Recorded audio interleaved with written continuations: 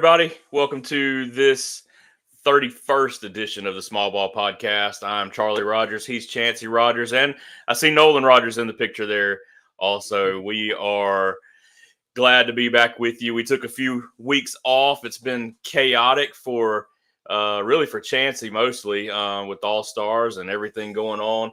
But my computer said that we took off too long. So we had to get re-signed in to a bunch of stuff. And I still, for some reason, cannot get Instagram to feed over. So unless I can get it to come up at some point while we're going, we won't be there, but we're everywhere else. Facebook, YouTube.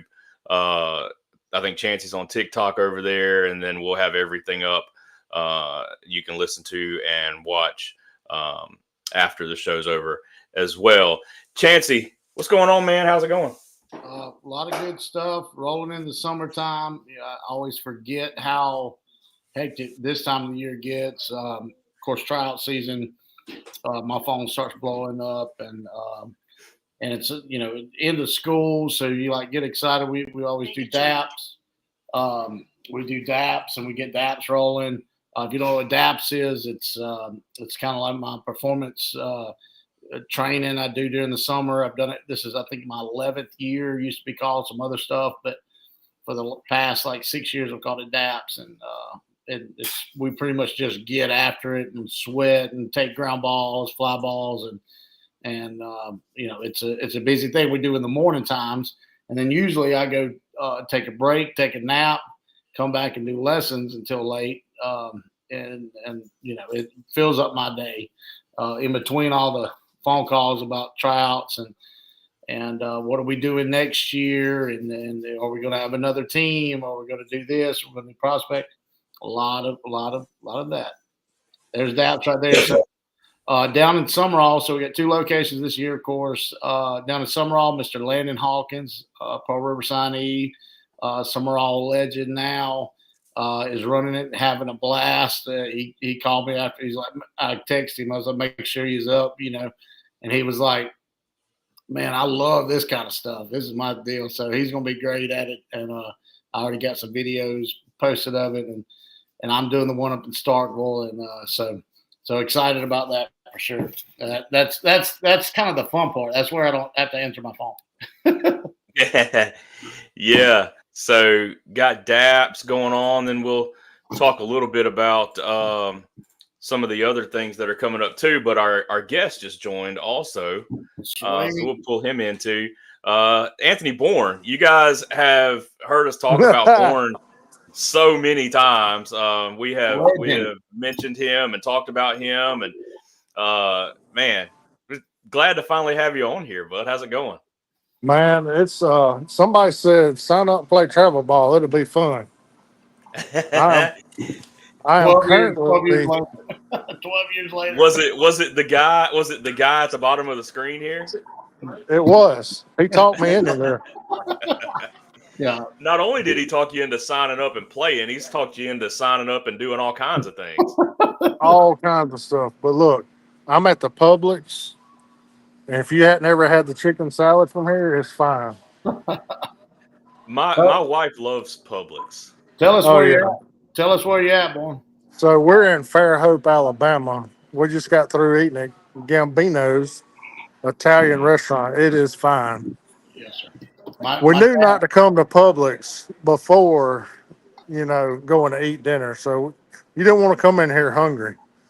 So we went and ate, and we come over. Oh, man, they got so much stuff. But, yeah, we getting some groceries. We start playing tomorrow down here with my 13U, and that's kind of what we got going on right now. This is our World Series, our last tournament of the year. It's been quite the challenge this year with 13U.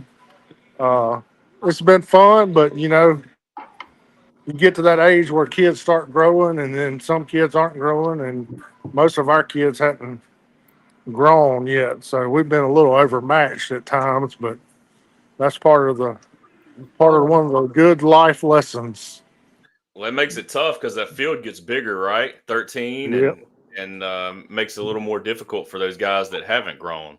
That's right. It is quite a challenge for those guys, especially having to swing a heavier bat, and you know, a lot of them aren't ready for those heavy bats at that age. But Well, we'll get through it. oh yeah, as you know, it won't be long, and they will be all grown. I showed up. Oh yeah.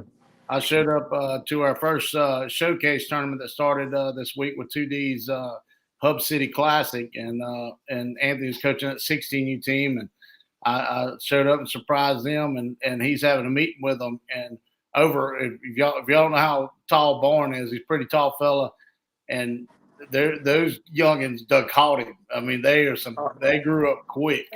Oh yeah. They bigger than me, taller than me. A lot of them are. Oh, Well, that's saying something because Bourne's a big dude now. Yeah. You can see him; his head's in the rafters at Public right there. Yeah. They grow up quick, and it's amazing. I mean, look at this one. Yeah.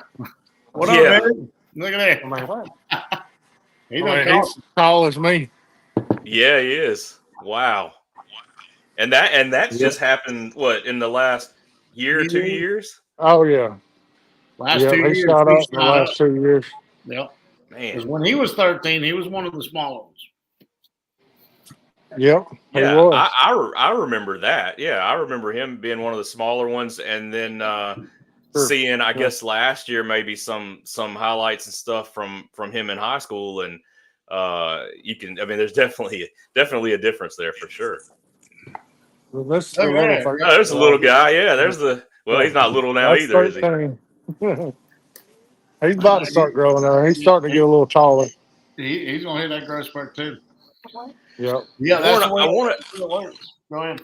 Anthony, I want to talk. We talk about you on here all the time, and Chancey always does a good job of plugging all the stuff that you do and Back 42 and that kind of stuff. But I wanted you to kind of give a plug for the facility, just what goes on out there, and and just invite people to come check it out. Oh yeah. So when Chancey decided to do this Bulls thing, he was doing lessons outside, and he's like, "Man, it's too hot." He ended up having a heat stroke. I'm sure y'all have talked about that before. And anyway, we were in the process of building the facility. I was like, "We got to have something inside." And mainly, me and Tony Lowry are partners on it, and we wanted to do something for the community, for the kids, a place that they can go 24/7, have a fingerprint. They can get in and out anytime they want to, and just go and hit, throw, work out, whatever they need to do to get better. And two, it, this world we living in now is kind of crazy. So, in my mind, being there, having a safe place for them is better than them running up and down the roads with all the other crazies, that's on the road. And so, the goal was, for the Bulls players, the public, it wasn't just for the Bulls. It was for anybody that wanted to, come work out, come get better. And we offer that. We got a pitching machine, hit tracks. We got 3 mounds in there. You can throw bullpens. We got a weight room. We got some meeting rooms upstairs. I actually got karate that rents one of the rooms out, and on Tuesdays and Thursdays they do karate upstairs. So They get after it. They get They after do. it. Oh, yeah. That's what I was gonna say. They get after it. You hear those jokers because we have we're in the facility on Thursdays and they're in there. Yeah, do it. Tell them what they do, Chancey. Do it again. Yeah. You hear how they'll hit that bag and it'll rattle that whole building. Just They get after it, son. They They really do get after it. The Yeah. community, I mean, you're right. And one of the biggest elements that you see is when you go in there, a lot of the local community is in there, not affiliated with a team or anything like that. They're just in there working and hitting, throwing, just hanging out sometimes. It really has been, I think, a good place for a lot of those younger teenagers, even older teenagers, to go and be out of trouble. So, I mean, I think you accomplished that mission for sure. Yeah, we got, a bunch of high school kids that come in late at night, even college kids. in the off season and pro guys. We've had, of course, Joe's on here all the time, and he used to come in all the time and work. And there's been several guys, over the years that come in there and work. Of course, they come later at night when all the teams and everybody's gone. Yeah, and everybody's gotten to use it. Like there's some softball teams that come in when it's raining, and Yeah. and rec teams and whatnot. I mean, the Bulls, have pretty much kind of filled it up on the regular hours where you got to work around that. But that's part of it. We when we started this thing was like, look, the Bulls team's pretty much got to make this thing run, right, to be able to build it and that's kind of what I tell them up here in Starkville. You got to have teams to keep that thing open and push through with other stuff, and it's all in what you do. And Anthony's kind of made it where it's low efficient, where you don't have to have somebody up there all the time. Pretty much the coaches or instructors help run it, and so it's a pretty cool and unique place. I'll be honest with you. I mean, you don't see a lot of places like that. That's actually in a small town. There's usually always a car up there. During the week. Past 4 o'clock, there's somebody working. So it's an unbelievable thing that they was able to do for that community for sure. It's a great place for lessons, and it's a great place to get out of the weather. Get in there, and one of the things I've been impressed with, and I know, Bourne, you fight with this sometimes because balls go missing and things like that. But it really seems like as much as people are in and out of there and, and not a ton of supervision at times, that people have done a pretty good job of taking care of the stuff that's in there. Oh, yeah. I mean, of course, there's things that break and tear up. That's just part of it. But, yeah, it's, we hadn't had any major disaster, knock on wood. And that's good. Like, I'm a busy person. I own another business. I work a full-time job. I'm helping coach 2 teams or coaching 2 teams, and still on the board at the rec program in Summerall. And there's a lot going on. If you think I'm busy, Anthony Bourne is another level busy. I tell people all the time, I probably talked about it on here, how he's able to handle multiple things better than anybody I've ever seen. Also add in, leader of a hunting club, which to me is like a full-time job. Jesus Christ. So I mean, it's unbelievable what he pulls off day to day. And if you don't know what his daily job is kind of important. He works for Mora, which gets organ transplants. I doubt he wants to go into detail all that, but just understand it's kind of important. It's pretty important. We save lives every day. That's what I was gonna say. It's that's his number one thing. That's number one for sure. Yeah, and then you guys have probably seen him on TV. He does some of that stuff too. Just a lot. Bourne has a ton of stuff going on. I don't know how you have time to coach. Yep. You want to plug that? Go ahead. Yeah, Real South Hunting. Oh yeah. Plug that. Yeah, we run local show, YouTube, hunt channel, film hunts all over the country. Do some fishing, alligator hunting. We do it all. And actually, you see their hats and you see all their gear everywhere. I mean, you guys have cornered the hat market in this part of the country. I mean, there's Real South hats everywhere. Yeah. I know. I caught myself. No, but actually, Back 42 is kind of like the warehouse and office for as well. So it's worked as multiple things there. But yeah, a lot of course, our listeners know about Real South, and they've seen the hats and gas stations and different hunting spots. And but yeah, that's he'll tell you too. When he first started that, they didn't know they were starting a hat company, but they definitely that's one of their number one ways of making money right there. I promise you. They really took off, and we built Back 42 and thought we were building it plenty big enough, but 12,000 square feet, and I mean, you could almost double that. Like, I Mhm. mean, we especially like when it rains, it gets crazy. Like when it rains, I get phone calls. You wouldn't believe the amount of people that try to get in there, and we pack it out. Like Yeah. you couldn't put another person in there on a rainy day. Oh, you're right. Not during the You're week right. for sure. Not during the week for Well, sure. let's move into tryouts. You want to go tryouts because Let's I'm go interested to tryouts. hear Bourne's take on tryouts Yeah. also. I mean, you've been involved, Bourne, as a parent and a coach on both sides of the tryout situation for several years. So Yeah. I'll let Chancey kind of go with what angle he wants to take at tryouts, and you guys just take it away and let's talk about that because we're getting into that part of the year right now where everybody wants to be the first one to have their tryouts, and I know Chancey doesn't love that, and so y'all just kind of talk about that for a little bit. Yeah, me and Bourne's going to agree on a lot of that kind of stuff. So look, tryouts is exciting. I mean, from year one, when we announced was doing tryouts, it was like, all right, who all can we get? How many can we get here? And are we going to be able to make enough for this team? Whatever. And so that's exciting. And you get out and you got coaches recruiting, you got parents recruiting, word of mouth. You share it on Facebook. But then the other side, the dirty side, is kind of like the political side. And when I say political, I mean like literally running for office. It gets dirty. And my sister, by the way, McKaylee Subray, is officially the alderman in Licksville, Mississippi, at 23 years old.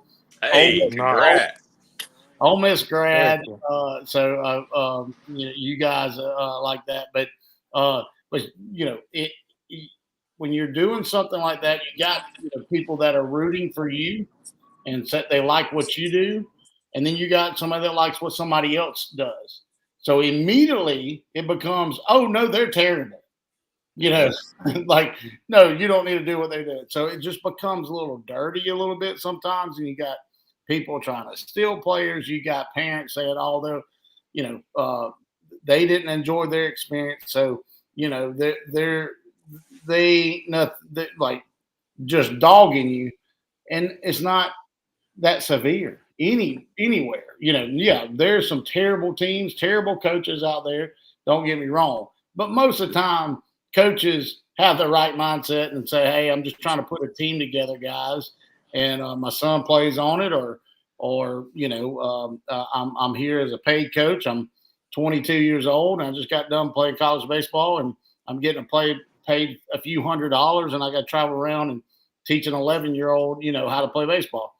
And but people get real serious about this because it's like it gets just a little too dirty for me, and that's the negative side. But the other side is exciting. Like I ran our 7U tryout up in Starkville the last 2 days. They had some makeups because they were doing all-stars and whatnot. And I done 7U early this year because it made sense to me. They're not a returning team. They don't have World Series and stuff, and it's like a brand new team. So you can do them anytime you want to.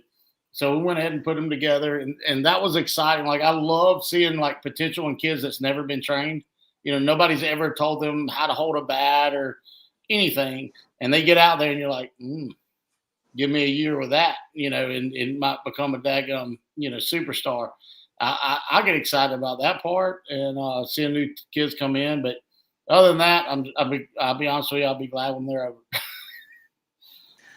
Bourne, from your perspective, as obviously as a dad, but then also as a coach, what are your thoughts on just the tryout season in general? Well, we've seen it all. I mean, it gets crazy during that time for sure. What I really enjoy and like about it is the guys that are committed to you, that come back every year. They're not bouncing around looking for other teams, and they're committed to what we're doing.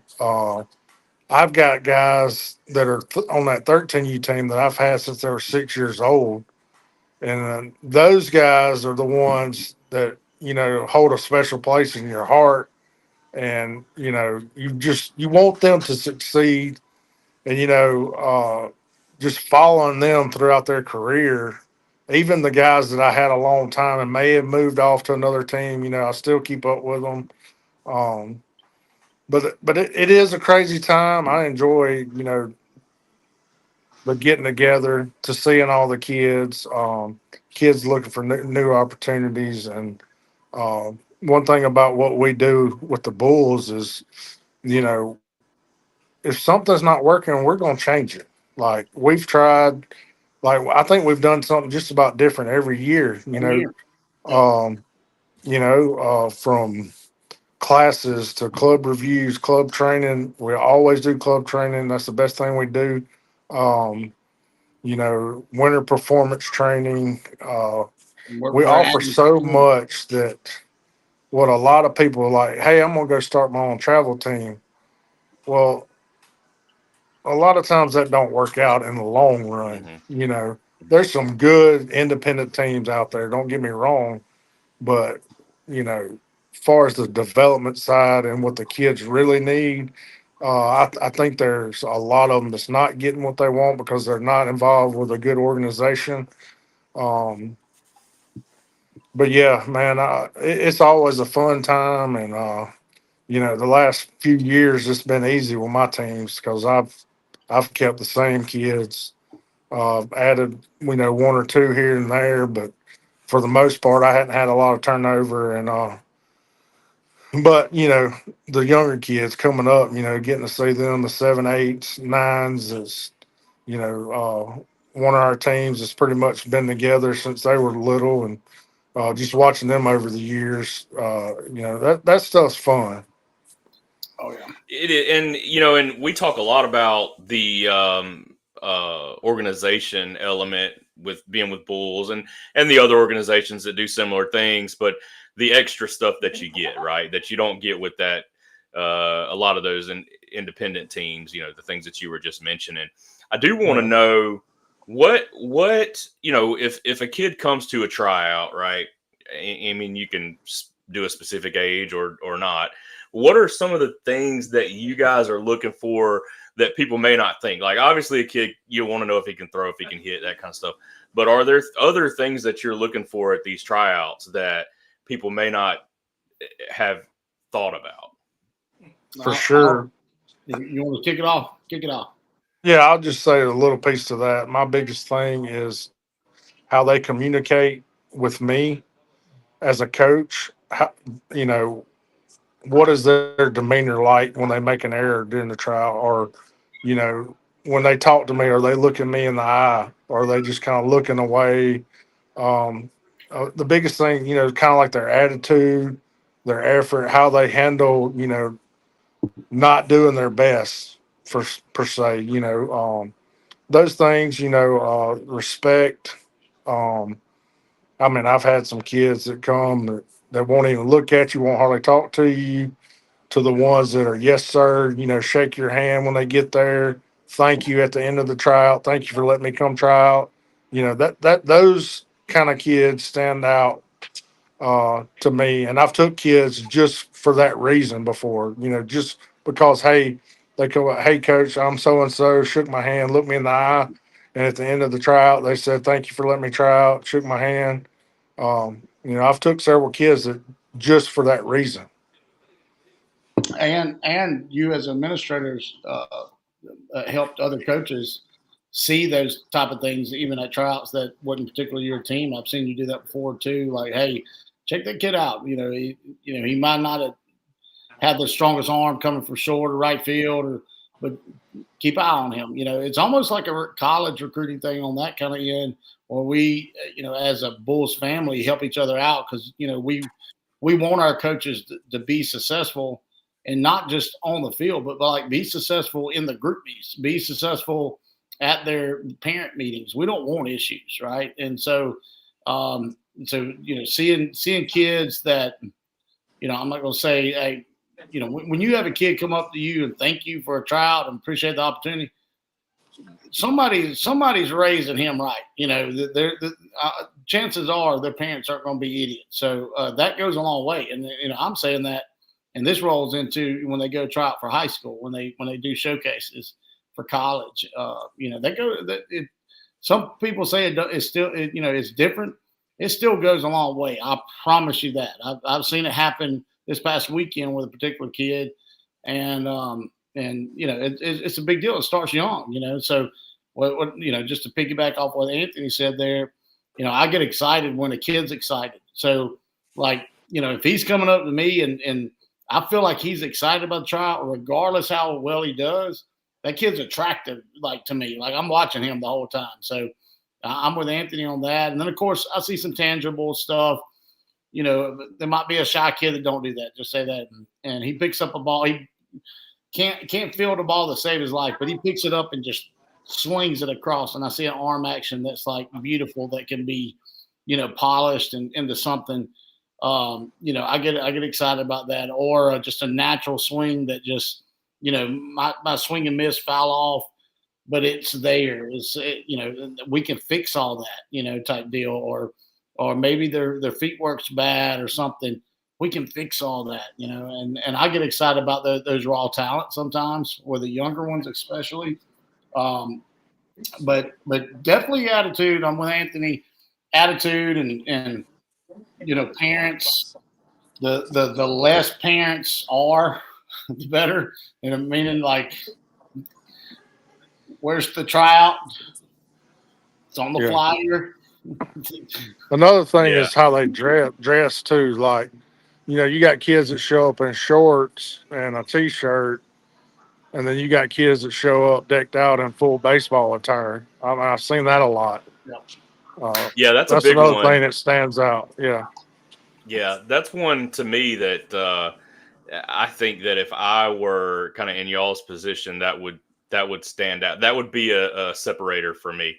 You know, are you here ready to play baseball, or, you know? And I know a lot of times that's a parent thing. I know it's not always, you know, every situation is not the same, but it reflects. It definitely reflects of, like, oh, it's not a big deal. You don't have to wear pants to this, or, you know, you don't have to stick yourself in, or. No, I'm definitely with you. I mean, we also teach that too. That's kind of part of what we do. You know, we definitely don't. I mean, we advertise rings, but we preach, you know, the way you look, the way you show up. I want you to go 0-3, but you look good. So, you know, and you do the right thing, and you all that kind of stuff. So that's part of what we teach. But, you know, I don't, and also with that, I try to do a good job of, like, not counting that kid out, just in case. Just in case. You never know. We've had some over the years that just don't know, just you know, the lack for words, just the ignorance of, like, they've never seen it before, the parents never seen it before, so they don't know, and there's something special about a kid. I've had it, you know, I've seen it, and like Anthony said, we've seen it all. We've definitely seen it all. We've been doing this. I mean, this is my 12th year. This is year number 7 going to Bulls. Yeah, this is year number 7. Yeah, this will be our 7th tryout. Yeah, 7th tryout. So you've seen, you know, when you've done it a little bit, you've seen some stuff in different ages. You know, different age groups. We've always had different age groups, and yeah, it's one of them things that is very important. Not just the try out itself, but like Anthony said, just like if you're new, coach don't know who you are. It's important. It's just like a job interview. So it kind of, you know, just if anybody's listening, parents and kids, just look at it that way, and that will help them. They're going to do a lot of these. You know, there'll be a lot of these, and then you got some big ones that's coming up in junior high and high school, and it makes a difference. It really does. Yeah, I got, you know, we got that aspect of it, but I also want to look at, particularly, I pulled this up. We mentioned that you talked about prospects and the older kids and the intangible things. We've got this coming up on July 24th. This will be the tryout for the 13s through the 18s. Whatever y'all want. but it's at Jones College in Ellisville. And so feel free to reach out on bullbaseball.com or to Chancey or me or Bourne and get information about that. But one of the things, Chancey and Anthony, that I wanted to ask is, obviously we talked about what you guys are looking for in a player, but when a player shows up, because kids are going to go to multiple tryouts, they're going to have opportunities to play on multiple teams. What should a kid look for in a coach? What should a kid be looking for? Because it is a job interview, but it's also them interviewing you, right? And so what should they be looking for in a coach or a team that they want to join? Great question. Bourne, you want to get it? You want me to start? Yeah. So, in my opinion, they need to feel like that they trust whoever they're coming to try out for. There needs to be something built right off the bat, between the player and the coach. And to me, one of the biggest things is, do I trust him? Do I trust him to get me better? And um, to me, that's one of the biggest things, because they don't know us. Most of them don't know us, and how does he treat everybody? Is he acting a donkey out there on the field, screaming, hollering during the tryout? I've seen coaches it's unbelievable how they act and treat other players. That's one thing as a player, they can look and see how that coach is treating players that he already knows or has. Um, and two, I mean, they need to evaluate the process. What's the program about? What's the organization about? They need to know, ahead of time, or when they get there, ask the questions. What do y'all do development wise? Um, What's your how are you main, gonna make me better, basically? yeah? What's your main focus? And Yeah. you can obviously make sure you do research on these guys. Ask them if they have coached before. Ask some players that they've coached before. Ask some parents, and you got some that block any of that kind of craziness. Those yelling coaches out and whatnot. And we've had some that come and pick up with us, and I've had a kid come pick up with Bourne, and just parents and grandparents just really brag on the way he communicates with the kids. I mean, that was the number one thing. And so, look, he's been doing it a long time. He's got boys that's been doing it. He's seen the good, bad, and ugly. And all these tournaments and stuff are not that big of a deal. Anthony's won one of the biggest tournaments that we've been, the Myrtle Beach one. That's very hard to do, and it's great. He got an ice bath and everything, but he can tell you, some of them boys, have gotten better on weekends. They went 0-3 and couldn't hit a baseball, and there's some life lessons learned, and he knows it takes a lot of those to go win that Myrtle Beach also. So it's more of, in my opinion, knowing what the coaches like final, like what are they out there for? Is it to go, hey, I won a thing this weekend. I picked up 4 players, and this one throws 92, and we're great. Nah, that's not a. How great am I as a coach if I do that? But when I take that kid that struggles and we give him reps at the right time and push him in the right places, and he gets better, and he goes and makes his junior high team.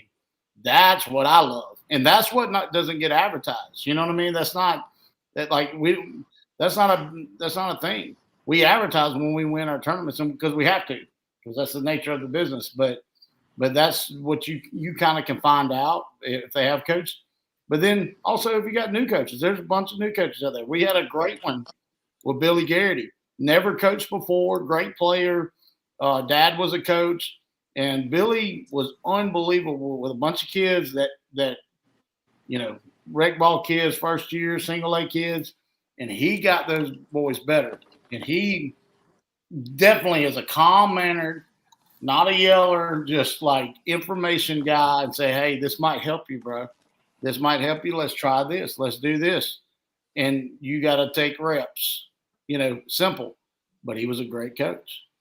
So it's one of them, you almost got to kind of have a feeling sometimes and check them out. But again, to do that, you got to like go shake their hand, see how they're talking. Notice if they get upset if you miss a ground ball.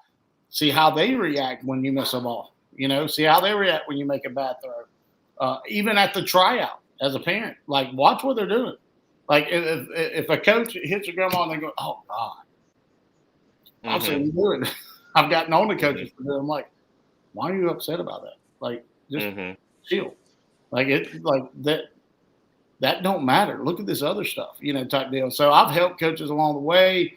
I've learned myself definitely. I mean, I from day one, when I went to St. Louis with Cub, shoot, me and Cub was supposed to be the best coaches in America. We done everything possible, but we realized real quick, and he'll tell you, it ain't about us. It ain't about that. Our job is to give them an opportunity to get better. But if we get in our own way, we don't allow them to get better. So you have there's a lot more kids out there who are underdeveloped or not that great or need development. There's a lot more of those than there are the stud kid that you can go pick up and win a tournament with. And so I think you're right as far as bringing kids along. I mean, and you're kind of a farm league for the high school teams, right? I mean, they need you to develop those kids because once those kids get to that age, they're just going to tell them, hey, you didn't make the team, when that kid, could have with some development. So I think you're right about that. But I just kind of wanted that perspective because sometimes I think, especially from the parent side and from the player side, that we think about it as, hey, I'm going to audition for them. And in reality, there should be some audition for the coach as well. And I think if coaches are uncomfortable with that, then those are probably the ones you don't want to play for. Yeah. And even with, like Coach Dom and me are two different style coaches. But like Coach Dom is really good with a certain type of player. I'm really good with a certain type of player. There's going to be certain type of players that Coach Dom ticks off. I mean, you already know because you experienced it. There's going to be certain type of players that I tick off. And so you kind of got to have a personality fit sometimes too, in the long run on some stuff. But one thing Coach Dom does good at, in my opinion, he doesn't change the way he coaches. It don't matter if you're a 5-star player or you are 0-star player. He treats you the same way. And like I got to see it this weekend and got reminded of it. We had an 18U team playing, and there's some guys that's already committed and pretty daggum good. And he's still getting on to them like they was 12 years old. That's what they was doing. Not calling any names, but he'll listen and he'll know. But that's the part of it that kind of Anthony was talking about too. You follow them, you get attached to them. We're always going to push them, including our co-host on this thing. Joe, by the way, Joe called me Monday, and we talked through some swing stuff, and he struggled a little bit. And Joe's a milkman now. Huh? Joe's a milkman now. Yeah, he's a milkman now. But he called me Monday, and we worked through some stuff. So I got to go check see how he did. But yeah, I mean that's just you follow them all the way through. You push for them, you root for them, you love them. You just can't help it. Yeah, there are a lot of guys I know that'll come back and that come back and see you and Anthony and Dom and all those guys that have made an impact and they owe a good portion of their high school and even college careers to guys like you. So I wanna get Bourne's thoughts on, and we'll get back because I've got flyers for all the tryouts, so we'll get back to that when we get around to the end of the show. But I want to get you guys' thoughts on it's hard to talk about on this NCAA baseball tournament. Bourne's like me. He's like me. He's an Ole Miss fan. We kind of crapped the bed this weekend. USM did the same thing. I thought State did pretty well considering the seeding they were and they didn't have the host advantage. But man, none of the three Mississippi teams made it out of regionals, and that's with two of them hosting. Thoughts? Yeah, I don't know that that's happened very many times, but it was hard to swallow. Ole Miss getting beaten that first game, and they just got beat. Like Murray State played a way better game than them. And Those then dudes you hit, turn man. around. They hit. Oh, they can hit. They had a couple guys that was real good on the mound. But in the final game, the first couple innings, like I don't know if they were just stressing or too tight, whatever. But like we couldn't play defense. Like I mean, I felt like It I was was watching PFPs, man. It I was thought I was PFPs that watching were a 9U killing us. team. I felt like I was watching a 9 or 10U team. We're not getting over covering first, stuff we teach every day starting at 9 years old, like stuff that, has been embedded in their brains and bodies for years, and they're just failing at it. That was the hardest thing for me to watch. Well, Ole Miss is how poorly they played defensively the first couple innings, but they fought back. I mean, they fought. They got some really good guys, but and Southern, man, it don't matter who you pull for. If you don't like Southern's teams and players, something's wrong with you. Because I mean, they got some guys that get after it. It's unbelievable. They do, and one of them is a friend of the podcast, Carson Pato, and Pato tried to win it by himself Monday night and came up a run short. But it just tells you, and then Chancey, you give it your thoughts. But the Southern Miss and the Ole Miss situation specifically just really tells you how important it is to win that Friday game. Like it's so important to win that first game, because if you don't, you're in a fight for your life the entire rest of the weekend. So, I'll tap on Pato real quick. I text him late that night because I stayed up and then I looked on social media and kind of his farewell, and right there, this year kind of stapled him as Mr. Southern Miss for the last 5 years, and Coach Berry told me his sophomore year. I went to hats off to Mike Caldwell, like we always talk about.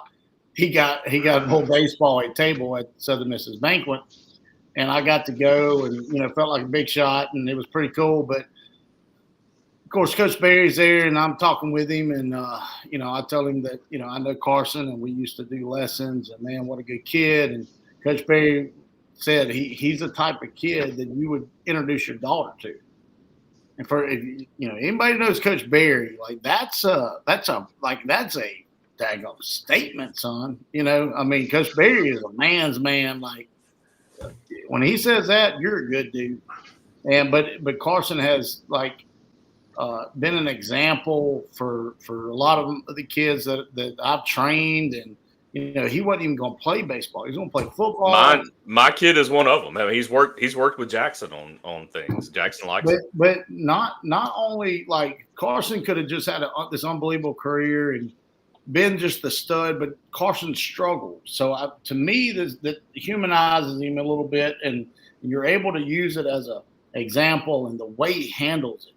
And I'll roll into this, and I'll plug my wife because she talked about that on her post today. And so, and then that was part of it, because I had this conversation with her about Carson when I texted him, and he gave me a thank you, Chancey, and it's I told him, man, what an honor it was to watch you for 5 years and being able to do that.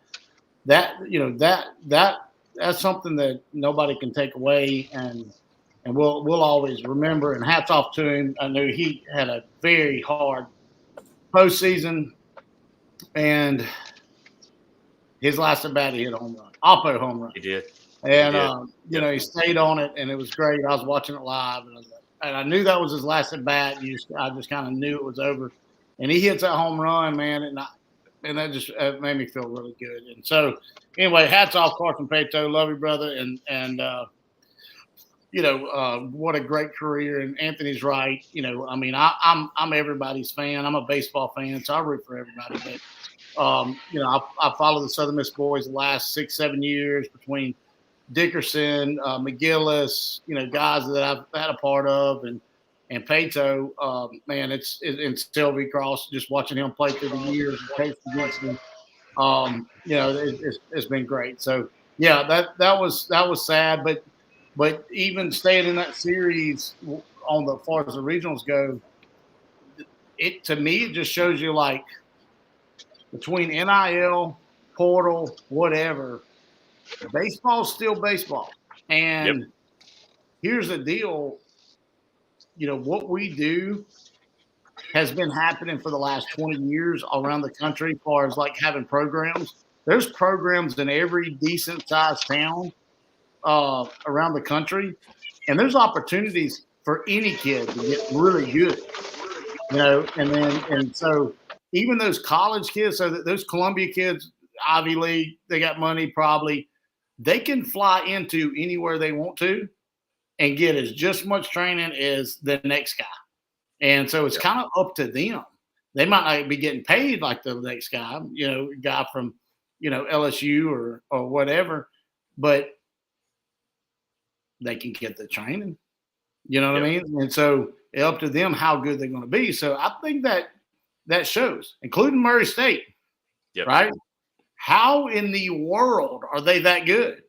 That coach is getting 100 phone calls, like, in offers. I promise you.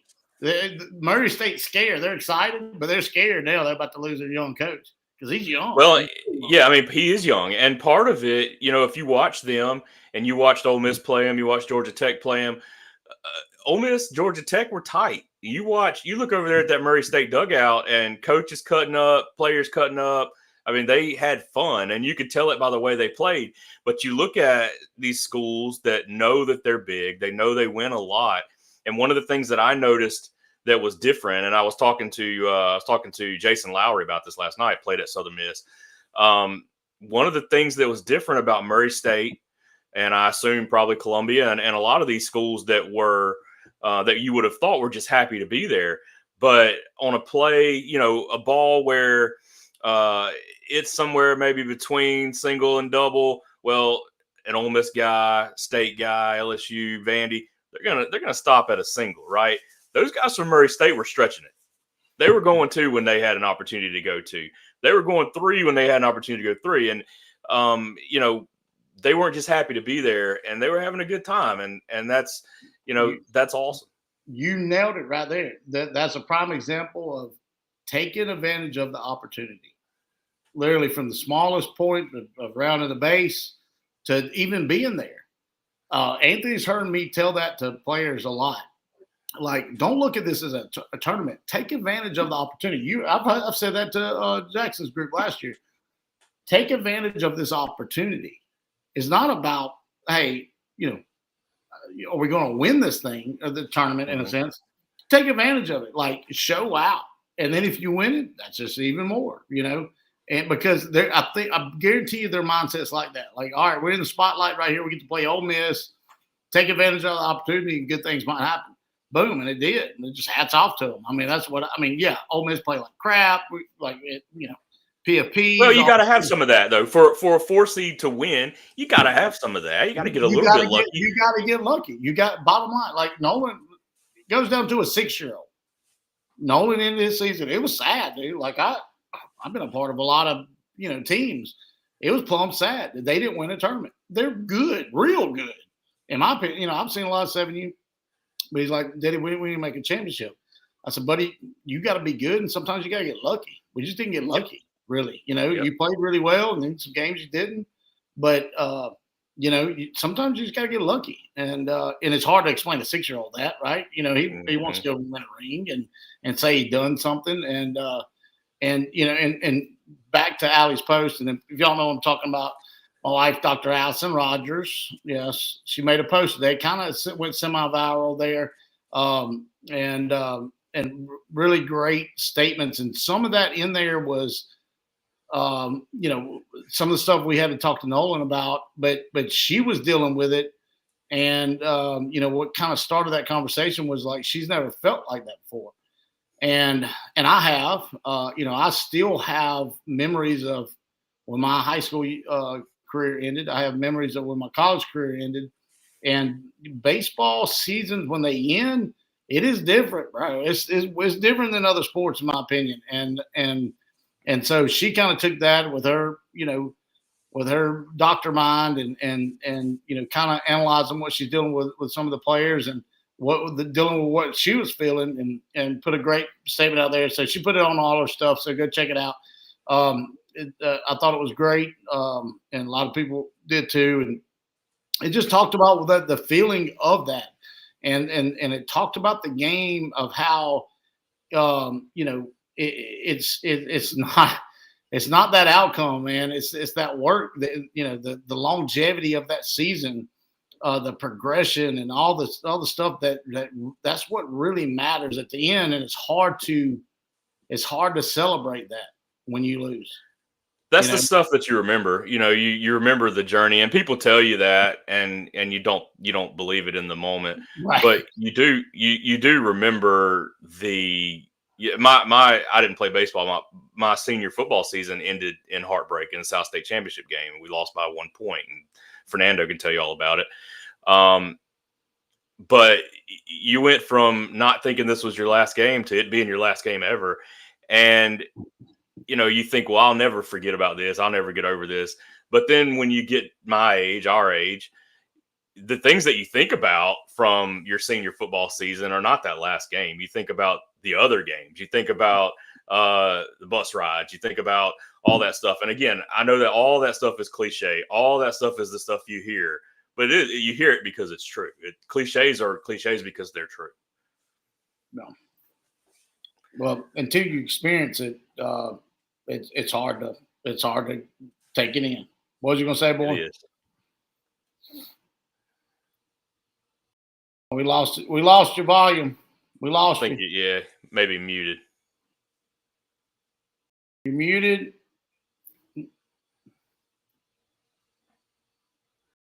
I don't know if we're connected. Maybe still connected to the truck or something. I'm not sure. Yeah, we can see you. We just can't hear you. Come out and come back in. Go out and come back in. But yeah, so while we're waiting on him to come back, Allie posted. I wasn't gonna get the whole thing, but I knew it would be kind of blurry on here. But she's Doc Allison Rogers on Instagram. And then you find her Allison Rogers on Facebook. Joined. She'll probably put it on Twitter too, I think. You'll find it. See if we can hear you now. Can you hear me now? Oh, yeah. We can. Yep. All right, go ahead. So I was just going to end my little part, whatever, talking about all this. It all goes back to, when your last game is. And, a lot of these seniors in college, a lot of them will get to play more, minor league ball, but everybody's got that end date on this game. But it all starts, and you can think back, all your years of playing and developing. And the biggest thing for me, and the reason I do this and the reason I coach, I've been there. I've played. I've had my last game. Yeah, I miss it, and I've always will. But to me, this game and the people I was around and the coaches is what developed me for life, not just for baseball. And that's my biggest goal. And one of the biggest things of our organization is we're developing these kids for life, not just baseball. And, it's so hard in this world. And I ain't trying to get emotional or get deep with y'all, but it's very hard. And I don't see it getting any easier to, have a family, support that family, make enough money, pay the bill, do all the things you got to do to be successful in life. But it all goes back. If you look at all the baseball players over the years that were really successful and took it serious and played hard and trained and even played some college ball, all those guys now are successful. Like very rarely. I mean, you got some that fall off, and do crazy stuff. But I mean, if you look at a baseball player, just say a doctor somewhere, good chances he played baseball somewhere. I talk to doctors all the time, and a lot of them are baseball guys. Like my wife worked for one. He played minor league ball and stuff. But to end my little spiel, whatever, the Bulls as an organization, we're doing this for these kids to prepare them for life. How to deal with failure, how to deal with all the things that you get thrown at in this world. So I just wanted to say that, and that'd be kind of my end of my spiel. Man, that's a great thought, and I mean, I don't think it's getting emotional or anything. I think you're being completely honest. You said earlier, kind of one of your first thoughts tonight was this world is crazy, and It is. and it's not easy, and it will eat you up if you're Yep. not prepared for it. And so I do think there's obviously, again, we talk about cliches, and there are so many cliches that talk about the correlation between sports and life. And again, they're cliches because they're true. And I think that's a fantastic thought. I appreciate you sharing that with us. And man, we appreciate you coming on the show. And I know you've got a lot going on. So good luck to you guys this weekend. Yep, And appreciate man, it. come on anytime. It's taken too long to get you on here. I know I'm We'll so busy. I'm sorry. we'll get you back on here at some point too. Chance, you got anything else for Bourne before we let him go? Man, appreciate you, Bourne. I talked to Cooper Carlisle. He was on TikTok. I go live. I go live on TikTok because you just get so much traction on here. Like I've got 1.4K likes on my TikTok, and only like 4 or 5 at a time going live. But anyway, it was like Brandon Jordan. They're down there too, right? The 12U, Yeah. chasing them. Yeah. And Brandon. So Brandon told me he won the speed competition. Oh, wow. He got Awesome. the fastest 12U. So that's pretty good 12U. I didn't know he was that fast. So I told him to send me some pictures. But Coop come on there. He was like, "Yeah, we're going to Fairhope. I'll be there tomorrow." So I think Coach Bourne's already down there. So yeah, y'all get after it, Yeah. and y'all you go win it. We'll be following and post and tell them get some videos. That's always fun. Oh yeah. Coach for Caleb sure. liked the Coach Caleb Williamson liked the big picture view there. Yeah. Bourne as well. We had this conversation today. It's about a bigger picture. Some coaches, some parents, they haven't grasped that yet. They hadn't, got that feel as to what is actually taking place. But yeah, we talked about that today for a long time while I was driving down here actually, and um, you know, these kids, man. Caleb is a great coach, a great mentor, a great role model. He does a lot of training and stuff, and he's going to coach a team this year, a 10U team. So, or wait, 9U, 9U, my bad, 9U, yeah. So, but yeah, I mean, look for the Bulls. Whoever's listening, if you're not a Bull, you're looking for a place. Look for good coaches. That's going to mentor your kids and help develop them for life. That's the big picture.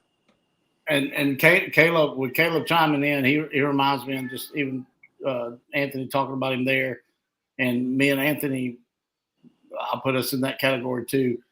If you can notice that a coach loves it, if it's just doing a tryout and it's 100 degrees and they're out there, me and Anthony both ain't in the best shape. We're out there hitting fungo and full steam. And if they love it, they're gonna love your kid. And when they love your kid, it's gonna be different. And Charlie can contest to that. It don't matter, going back to it don't matter how far we take them in baseball. It's exciting. It's exciting, and we want it, but it don't matter. When that kid shows up and he's done, and he's got a family and he comes back, and I promise you, he's going to remember you loving him, not just coaching him, but loving him. and he's gonna also do that either with his kid or maybe he'll coach a little league team or whatever. Because he will remember. I remember the ones that love me, and so I think that's why we do it. And we've always been very lucky. Jackson has always played for coaches that have loved him unconditionally. Mike and Brock and Chancey and just all Lincoln, just everybody has always. He's been part of everybody's family and still is, and and so we've been very fortunate in that way. But there are a lot of kids out there who aren't, and you don't know what you don't know, and I think that's why it's important. Again, going kind of full circle on this, that's why it's important to also interview these coaches, because any Yahoo can go coach a team, but it's important. They can love what you can do for their team, or they can love you. Yes, and so always remember that if you're a good player, be careful with that. They can love. Know that they'll love what you can do for a team. If you can find a coach that don't really care what you do for a team, but like really likes the way you do stuff, not just like, oh, I can throw hard, I can run fast, or I can hit hard. The other stuff, then in my opinion, you're gonna, that's a win-win there. Yeah. Fun fact. Go ahead, Born. I was gonna say fun fact though with Coach Caleb there. My senior year of high school, he was my catcher. Really? Fun fact. He was my catcher. Yep. Well, now we know why you're talking so good about him. Yep. Well, he played with me too. Ended up being my statistician. He's super smart too, but very passionate about the game and definitely loves his kids. We talk pretty regularly and love him being a part of it. And he's seen the up and down of what travel ball can do and how the ugly. What's the movie? The Good, Bad, and Ugly. Yeah.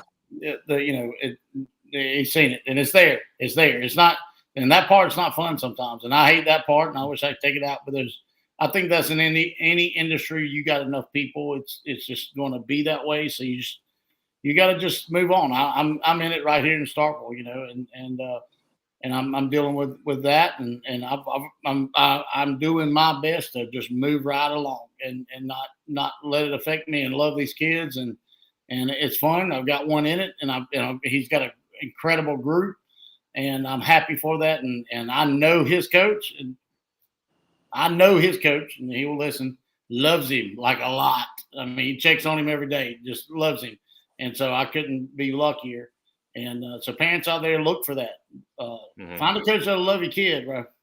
Yeah, absolutely.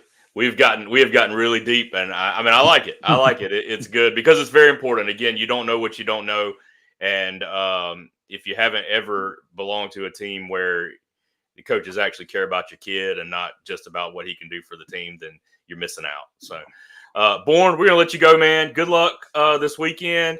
Go get them, and we'll be looking for pictures and highlights and that kind of stuff. Appreciate you coming on, brother. Thank y'all. Thank you. All right, Chancey, going to hit a couple more quick topics and then get out of here. One of the things that I did want to go ahead and hit on, though, since we kind of talked about it and moved past it, is tryouts. So, got lots of tryouts coming up. Let me pull up some of these flyers here. If you wanna come, I'll chime in. Feeds right in. If you want to come join a team that the coaches care about you, because Chancey's very particular about who coaches his teams in his organization and we get rid of them. The types of people. And I've seen Chancey get rid of coaches. I've absolutely seen it.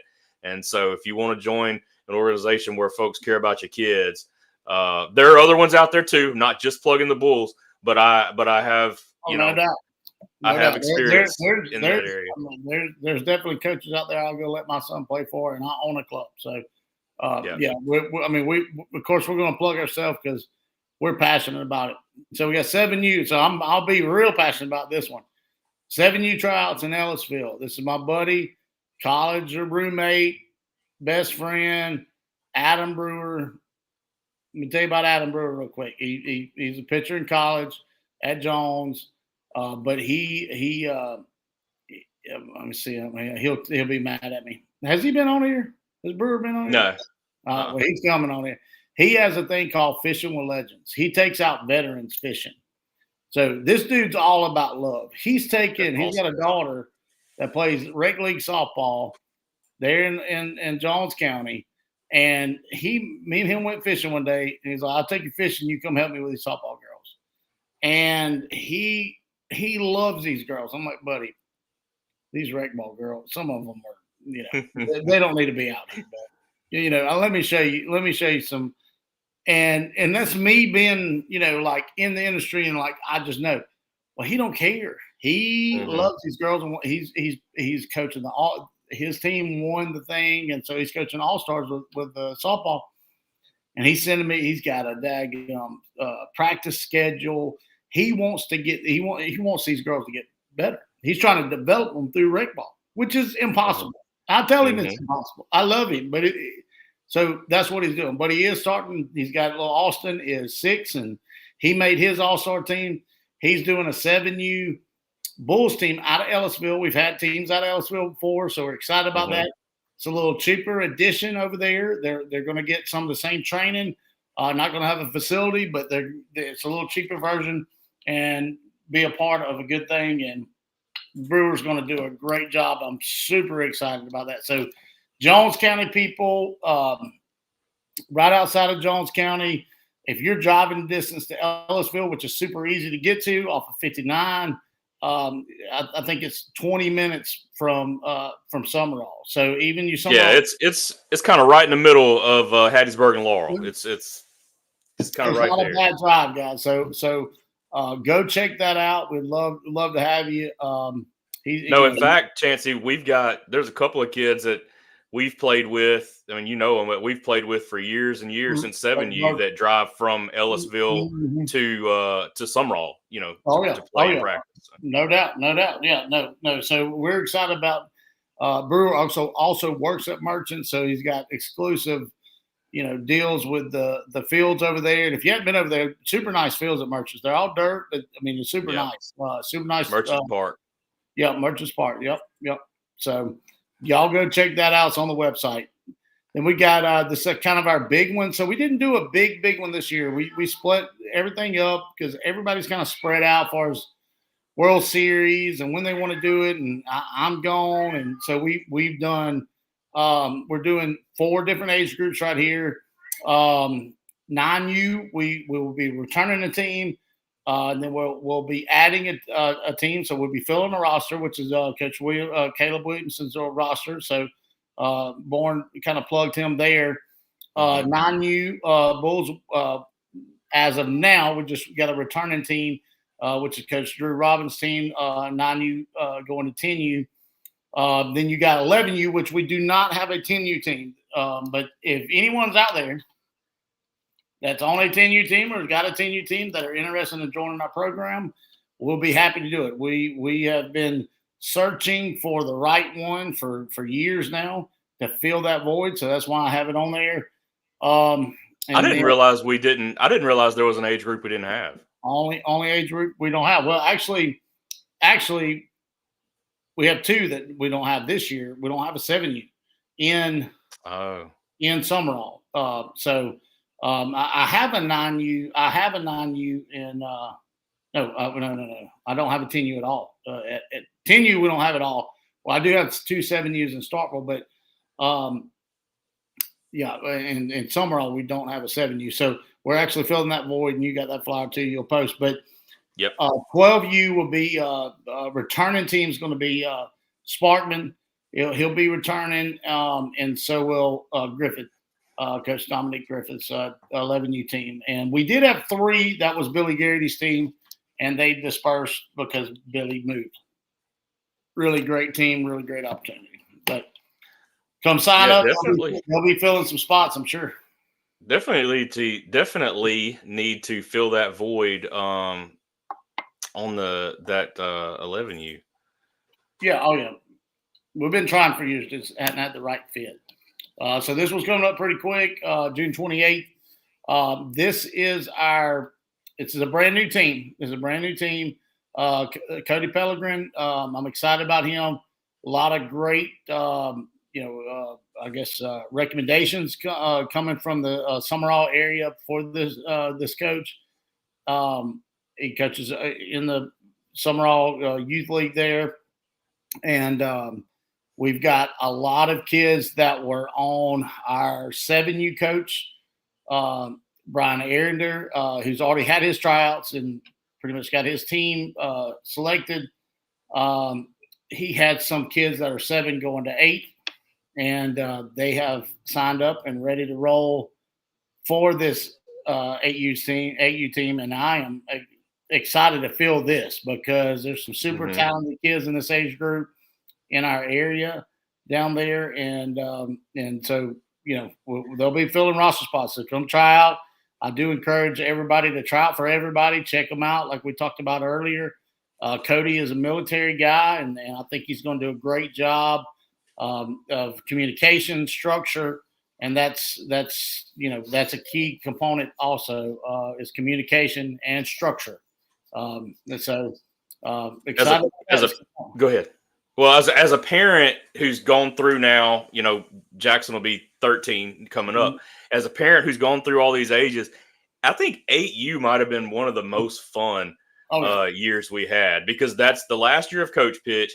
So the kids are pretty adept at Coach Pitch baseball, right? I mean, you can do some really, if you have a good group, you can do some really fun stuff and Coach Pitch at 8U because they kind of know what's going on.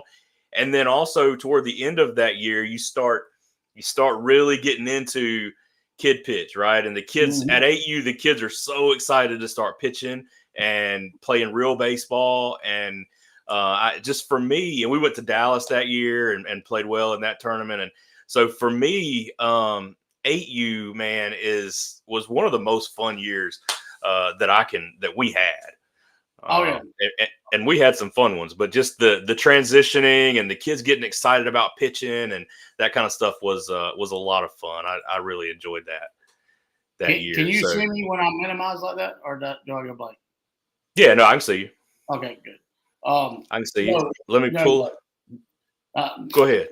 I was trying to pull on Facebook. I was actually going to close. Did I send you anything else? Yeah, I've got a couple more. All right. I've got this one that we already put it up once, but you want to talk about this real quick? Yeah. So that's our prospect showcase. So last couple of years, 13 and up, we've put them on a college field. I think it's important for them to kind of get a taste of that, and they've earned it. Especially the ones that are returning, that's played with us for years, and it's a big deal. It's a big deal. We're rolling into junior high. They're on a big field, and they get a taste of, we help them the way it looks. We try to run it like a regular showcase and make it very affordable. This will be the cheapest showcase you'll ever go to. And then we encourage outside guys to come in, make it very cheap for bulls. Minimum on a showcase, that, just say it, lowest level JUCO is going to be $100. So, just because they got this is a way for their assistant coaches to pay for themselves and whatnot, and we want you to come and we'll have videos, and we'll make it a big deal for our other guys too. It's pretty awesome complex there at Jones as well. And then let me pull up this last one.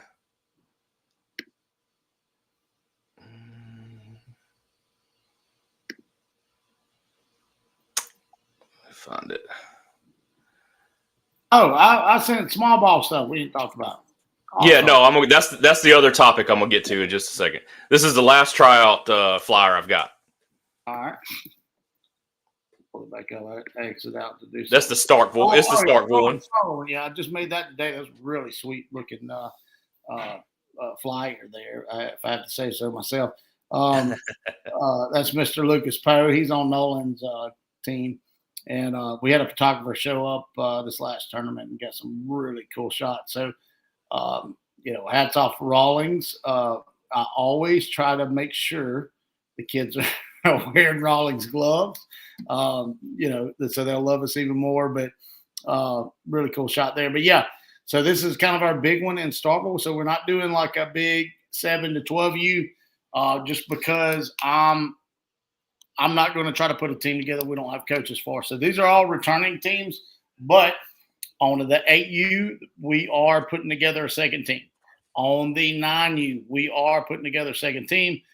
10U is going to be returning and possibly waiting on a phone call. We got some teams, in the breakup process and getting the rumors and the phone calls. If that happens, fortunately, that's part of it, man. That's part of it, and we're here to save them and help them, and we want to help fix whatever's wrong, and that's Bourne talked about us making adjustments each year, and we have, and that's kind of what we want to do.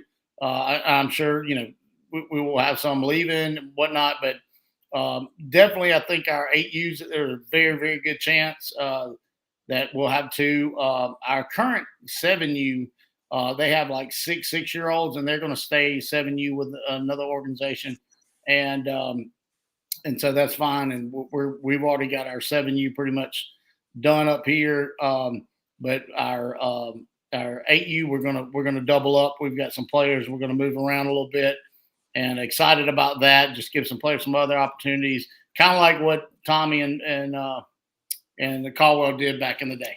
Very similar. In fact, I brought that up a couple of times since we've discussed doing a second team, and how well Tommy's group has done throughout the years and gotten better as they went along, and that's why we have second teams, and a lot of great players on there. So that's what July 1st. July 1st, 6:00 at Cornerstone in Starkville. Man, that's a good look. All right. Now it's time to talk about Small Ball Podcast baseball team. Let me get this photo pulled up here. Y'all got medals, man. So what was this? All right. So yeah, we hadn't been on here a while. So small ball went 8-0 in regular season, and we're number 1 seed going. We have a playoff, and so we play our first game. So we get a bye. There's only one bye. We get it, and so we go in last Tuesday, and we play, I don't know, 5 or 6 seed, and we're up, I want to say 11-5 or something, and a tornado watch comes about. Well, this is the 3rd inning. So they come out and call the game. So we're past the 3rd inning, game's called. What that happened across the whole complex. Well, they got upset. Some teams got upset. The other coach on our team was like, "We're good, no big deal." Well, everybody caused a fuss, because they sent out an email, and it's Parks and Recs, I love you, but Eric's gone. The email was not a very smart email. It said if both coaches agreed on finishing out the game, then we'll finish out the game. Both coaches aren't going to agree unless it's tied. Right. Yeah. If you're winning, you're going to say, "No, we're good." If you're losing, you're like, "Heck no, we're going to finish it." Every single time. Yeah. And so it caused a mess. So we had to go and play our game. So we go and play our game. We almost get beat. They come back and go ahead of us. We had to walk that game off. Nolan tied it. Who was our walk-off? Cole. I think Cole walked us off. We won it. So they wanted us to play a championship game that night, but we had to wait on another team to play. I've already sent them home. They didn't even tell me that. They wanted to do it. So I sent them home. So we had to play the championship game the next Thursday. This has been a mess. So this was last Thursday right there. We played Coach Zach Harrington's team, who is Nolan's Bulls coach, and they whooped us. So hats off to them. They won the playoff. We got the second medallion there, and which is fine. Great season. Nolan was very distraught, though. He had a hard time. He had in his mind they were winning the whole thing. Now, mind you, we won the regular season, and so Mama, of course, being Mama, explaining how hard it is to win both. Like even in college baseball, like it's a thing. It's hard to win the regular season and the tournament. Yep. And some of that. So I mean that was a big deal because he hasn't won a travel ball one either. And some of that, and I'm gonna read her post before we close. Some of that is in this, and she probably don't even know it. She just heard me and Nolan, talk about it. This was definitely more about Mississippi State. But as I was reading it, it rolls into a 6-year-old, and to me, that's the beauty of it. And like I think there's a poem or something out there about the 17-inch plate and how it never changes, and it just relates to as you get older, it's still the same game and all that. So yeah, Nolan. You want to go ahead and read that while I pull up a few of these pictures? Yeah, sure. All right. Okay. So I'm gonna read it. I'm not very, very good reader, and she's probably gonna be upset. But great post, just in case people don't have, don't go in there and look at it. So this is Allison Rogers, which is my wife. She's a sports psychologist for Mississippi State, and she posted this today and went semi-viral. So she said, last week I hopped on a bus and rode almost 7 hours with some of the most incredible humans I know. We fought together, cried together, laughed together, and conquered things many said we couldn't. My husband always told me that baseball was different, and in some capacity I tried to understand, but now I truly get it. Baseball is deeply emotional because it's built around failure, patience, and pressure. These guys face constant setbacks, and the slow pace of the games gives every opportunity, every moment more weight. To me, one of the greatest lines in there that I've never thought about, my opinion. I've never thought about the slow paced games gives you every moment more. It makes everything heavier.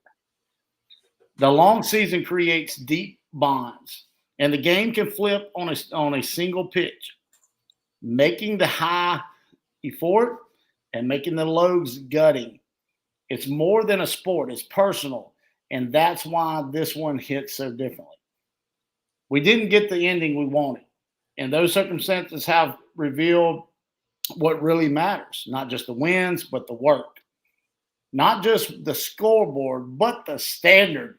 She sounds like a daggum head coach right here. Like she's trying to sell the players. I'm like, come on, man. That's beautiful to me. Not just the scoreboard, but the standard. The truth is, growth doesn't always come from a trophy. It shows up in how we respond, how we show up when it's hard, and how we come together to keep pushing every rep, every practice, every moment no one sees. Real success is not just what happens on game day. I'm proud of the work, proud of the people I went to battle with, and am preparing to do it again. Hail State. Great stuff there. And I mean, she sounds like a head coach of that. I'm proud of her. So, but beautiful, poetic in my opinion. And because even doing this as long as I have, sometimes because I'm busy, because I'm like looking for the next thing, you don't sit back and really think about those things.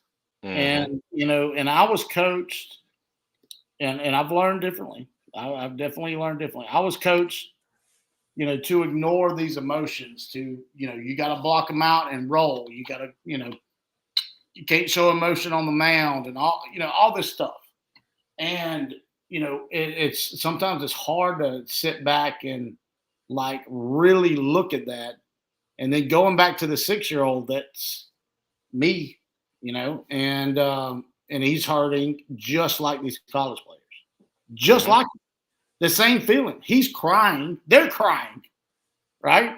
They're in the locker room crying, and of course, we're not going to get into the other stuff that happened 15 minutes after the daggum game was over, but which everybody's excited about. Don't get me wrong, but still, that is like That's a lot. That's a lot, and that's what this game does. But that's what makes it beautiful, and that's why people say, the old 90s shirt. And I told the small ball podcast this, like when we walked off that semifinal. I said that's what makes it beautiful. There used to be a shirt that said baseball is life. It's vintage now. Like you go buy it on eBay, it's expensive. Yeah. The real ones. But that's what it is. It's the highs and lows, the ups and downs. And when she said it's not dignified by the trophy, but by the process of the work, it's hard to see that. You don't see that, it's hard to see that in life. Like you don't know what people are going through. You're just looking to see if he's got a boat, or if he's got a nice house, or what neighborhood he lives in, or if he's got a hot wife, or I'm using a he, just like in comparison of our people, that's what baseball does to you. It is a direct comparison, and like Anthony said, kind of prepares you for that. And that's what we want to do as an organization, of course, but that's what coaches should want to do. And I think there's tons of them out there that do, no doubt. Carson Pato, if you go look on Instagram, he said that. He talked about that in his little closing statement deal. It was pretty cool. But yeah, that was beautiful. So you hadn't checked it out. I just read it. She's going to be embarrassed that I did it, but it was great. It's great. It was great. I love it. It was great. And we've gotten deep a couple of times tonight, so that's good. But we are talking about seasons ending and seasons starting and all that. And it's a big deal. It's a big part of life. If we talk about preparing kids for life, right? That's part of it. You don't just prepare them for, the struggles and that kind of thing. You prepare them for transitions. You prepare them for the serious moments. And so that's all part of it. The failures and the adversities and the adjustments, sometimes change is hard. Right. And so, and baseball is an adjustment sport. You better make adjustments, and you better be comfortable making adjustments. So, in life, if you got a job that requires that, or, if you got a family, that takes that. Right. And so, man, and some people have a hard time with it, and some people do. And so, yeah, it's a beautiful thing. And that was cool. We'll always have that to be able to go look back on, and cool that she did that this morning. Cause I know, we've had our conversation. She does this for a living, but nobody counsels her, and she just had to go through something she's never been through before.